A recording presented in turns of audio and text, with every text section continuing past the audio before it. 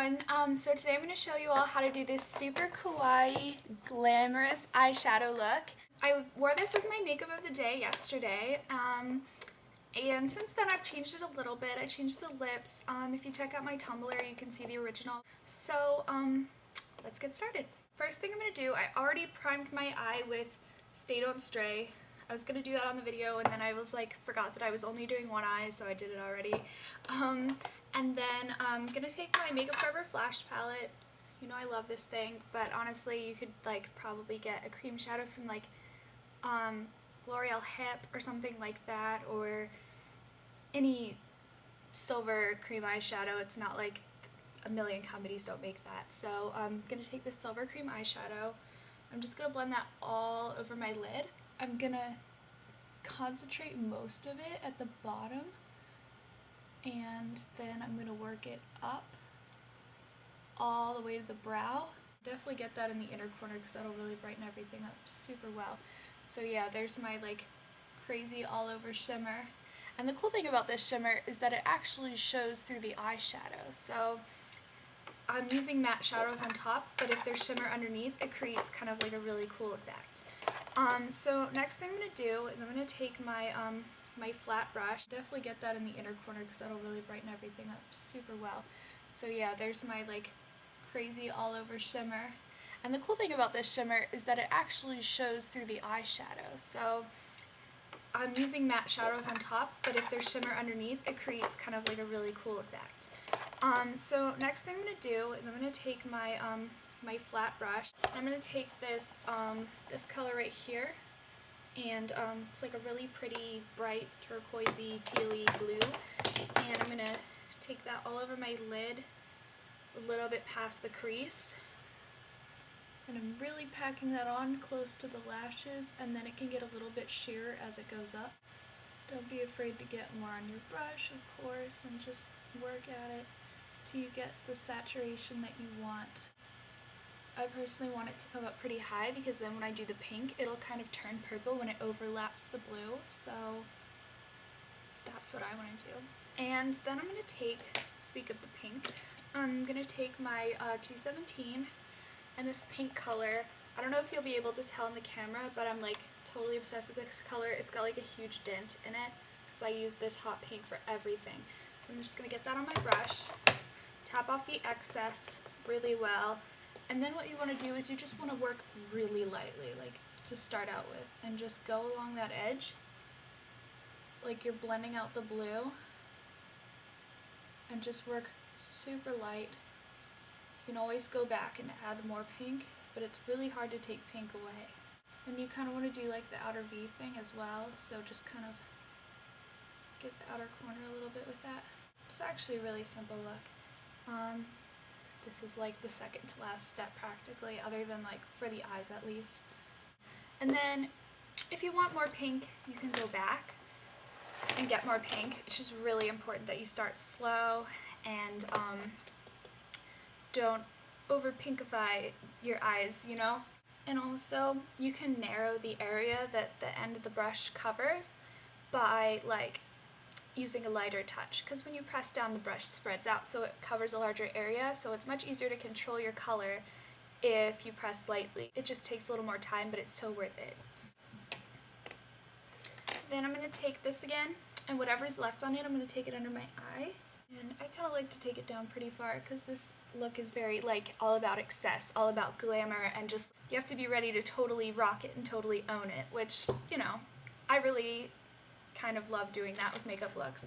So then what I'm going to do is I'm going to take my 24/7 Glide On pencil from Urban Decay, and this is in Ransom. It's like a dark bluish purple. And I'm going to take that under the eye, like just right on the lashes, like really, really close. And then on the upper lash line I'm going to go a little more intensely. It's really hard to see, but I have a pretty thick line on the upper lash line. Well, not thick, but just like very intense, like I layered a lot. So, oh, I'm sorry, I'm probably covering it. Don't want to do that. And there's no point in me doing it in front of the camera. So yeah, the Urban Decay pencils come in really pretty colors, but oftentimes they're actually kind of not very pigmented. I think it's because they're a little bit waxy because they're waterproof, so they kind of can't be as pigmented as, say, like a black drugstore kohl liner that like is very smudgy. So you kind of have to layer, but they do last longer and they don't move. You don't have to set them with powder like you would with a like kohl pencil. That's not to say that there aren't certain drugstore pencils that work really well. You just have to be wary of how like greasy their texture is. So then what I'm going to do is I'm going to take my other 24/7 black pencil, and I personally like this a lot, but I mean any kohl pencil will do because it's just going to be on the waterline. And going to do upper and lower. Like I said, you don't necessarily have to do this on the waterlines. I actually found out my little sister can't do it. If you have contacts, it can kind of mess your eyes up, so this is fully optional, and as you can see, it looks really nice without it too. I just personally always feel like my look is more finished if I do this, because I have kind of really red waterlines, because I guess I just like, I don't know, my eyes are just easily irritated.